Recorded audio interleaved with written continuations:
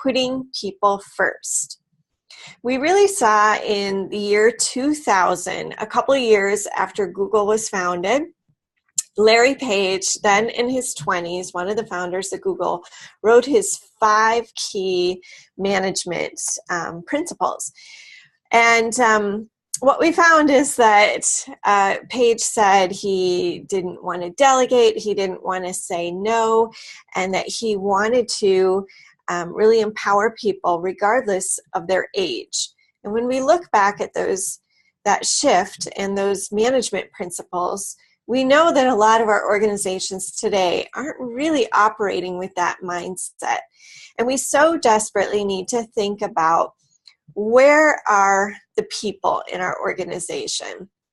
How are we serving our clients? How are we serving our members? How do we serve our employees? And do we truly put people first? Now, herein lies the rub, because there's a lot of emphasis right now on culture, on employee culture and membership culture. And if you have a great culture, you will have engagement.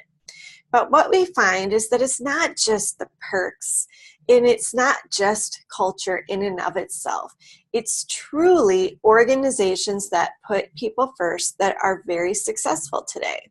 So I'll give you an example. Gravity Payments is a credit card processing company. And a few years ago, their CEO made this very radical decision that he was going to increase the minimum wage for all of the employees from $48,000 to $70,000 annual salaries. But not only did he do that, but the CEO actually said, I'm making over $1 million in salary, and I'm going to reduce my salary also to the $70,000 minimum wage. And people thought he was crazy for making this decision. He was heavily criticized in the media, and it actually spurred a national media firestorm for a period of time. People thought he had something to hide. He was surely going crazy. No CEO in his right mind would do something like that. But 18 months later, it was really hard to deny that this CEO, Dan Price, had made the right decision, because 18 months later, employee turnover was at an all-time low, and sales had nearly doubled. So the company was doing exceptionally well, not to mention that there was a plethora of new resumes coming in.